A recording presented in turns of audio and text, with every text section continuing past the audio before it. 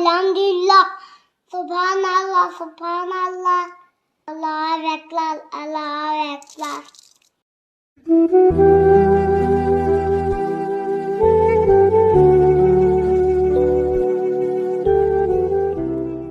پیغمبری بزرگوار بشارت داده که کسی که 3 دختر دارد، دختراش خوب تربیه کند، با آداب کند، با حجاب کند، خدا ترس کند، با ناموس کند، میگه روز قیامت و با همراهی من در جنت ای.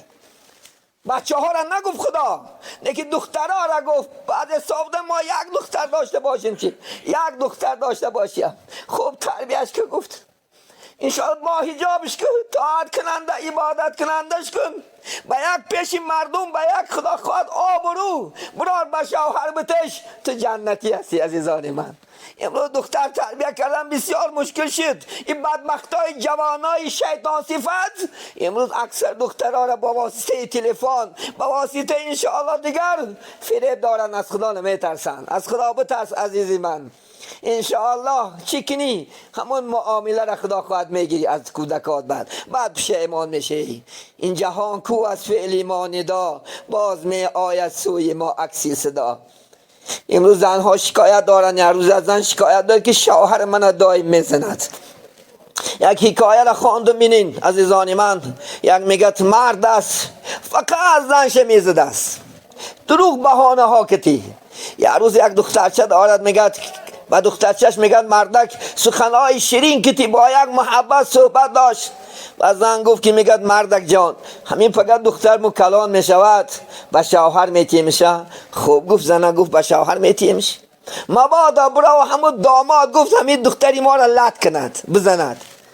شما چی میگه؟ بعد گفت رفتم میکشمش. گفت که مردک جان، گفت منم دختری کس هستم، برای چی من قدر آزار میدی؟ برای یک دخترت میسوزی، لیکن برای من چون نمیسوزی. بینید عزیزان من، ما خیال میکنیم که خدا خواهد زن یک رابط است. نه، زن امانت است. حتی شب معراج پیغمبری بزرگوار محمد صلی الله علیه و سلم خدا گفت من زنها را برای شما امانت دادم. امانتی من نگفت خیانت نکن ای محمد صلی الله علیه و سلم. یک چند نصیحتی که کردن، یکیش عزیزانی من همین است. گفت زنم من برای تو، گفت محمد امانت دادم. امانت نه خیانت، نه که امانت خیانت چی است میدانین؟ خیانت ناحق لط کردنی زن است. یکیش بے نفقه موندنی زن است. من اکثر جوانا راستی رفته سادیان پرینسیپ کردن پلشون نمیفرسونن بیچاره ها را. چند تا شکایت دارد، پلشون نمیفرسونن، تلفنشون نمیکنن، وعده‌های دروغ میتین منافق که من میروم البته زندگی رو تامین میکنم، میروم پولت میفرسونم، میروم فلان میکنم، لیکن فریبش میکند. از بی نفقه موندن انشاءالله این خیانت است نزد الله حق سبحانه و تعالی. بی لباس موندن خیانت است عزیزان من.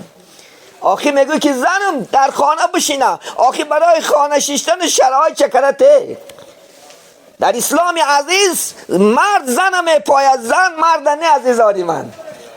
گفتم فردوسی بزرگ زنها را بس از یک هنر، نشینن در خانه و زاین شیرانی نر. آخی در خواهند که شیشتنه که آرزو میکنی نفقه کت یک تامینش که. من پیغمبری بزرگوار فاطمه مادرمون علی دادند، بدی دادن سحر اومده خبرشو گرفتن دروازش طرفی میگه راستن فاطمه شوندن، طرفی چپن حضرت علی شوندن.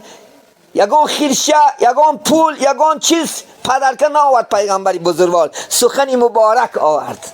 گفت که گفت ای گفت علی میدانی گفت وظیفه تو چی است؟ وظیفه تو گفت از بیرون تامین کردن خاندان است. تو گفت نفقه را میکشی، گفت تو میپایی، گفت زن تا گفت تو از بیرون گفت خودآگواری ها که گفت تامین کردن وظیفه تو است. فاطمه گفت جانی من، گفت دختری من، این بهترین شیرین دخترشو فاطمه بود.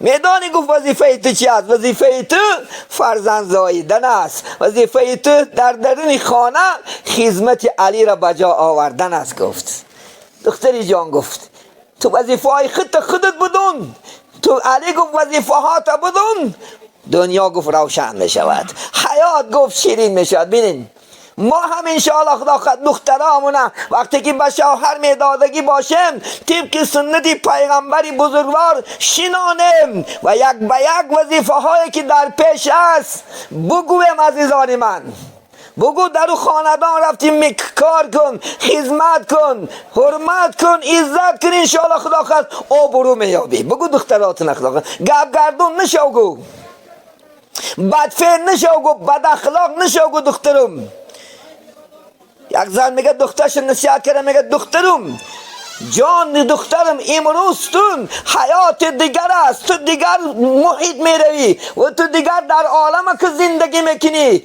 تو در خانه ما حتی مهمان هستی. دخترم تو مهمان هستی، تو مهمانی تا یاد نبرار.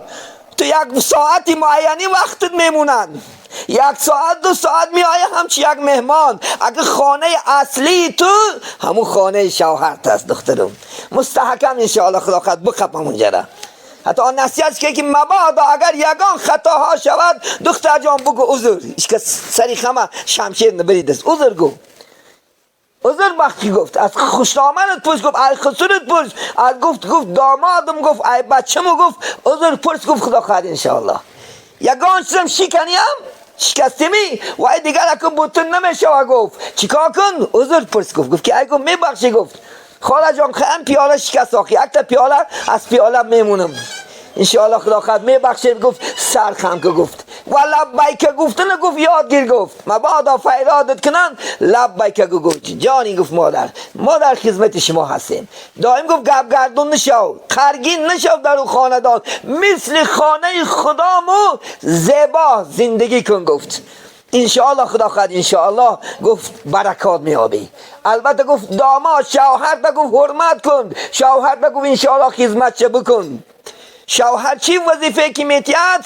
زنهای خوب از سه خصلت چه گفتیم پیغمبری بزرگوار. یکیش میگد مرد وقتی که در چهره زن بیند خرسند شود. از چی؟ چهره شکوفا، یعنی تو قواقین نشو. گرچه خدا خواهد انشاءالله معما در خانه داریم، نه که زرته یعنی قهر و جهل تا به مردم بیگانه نکن. بعد شوهرت کردی همون خانه نگوش که با برمدی خسر و خوشدامن کردی با همون خنده ها با همون چقچق دوام دادنگی. گفت که بعد مردی که گفت از چهره زنش خرسند می شود، دیده خواه شاد می شود. بینه من دورهای پیامبر وقتی که مردش از کوچه می اومده دوید رفته پیشی دست یا بوسه میکرد. این سنته. کدام زنی ما شما کردیم رزگو کنی که کدام زنی شما من مسجد رفته ساعت یک سری نماز خونه یا که ای شلاسی اومدی دیگه اومدی یگان بار پیشی دست بوسه کرده نمیکند، چون که باید نمیخواد سنت زنده کنه و نمیخواد که انشاءالله خدا خود با واسطه شما جنت برود. یکی دیگری که زنهای خوب گفت مردش که چی فرمانش میکرد اطاعت کند. گفت انشاءالله خدا خواهد اطاعت کردن زن به مرد واجب است. عزیزان من از این نقطه شریعت اسلام واجب است، واجبات اسلام است.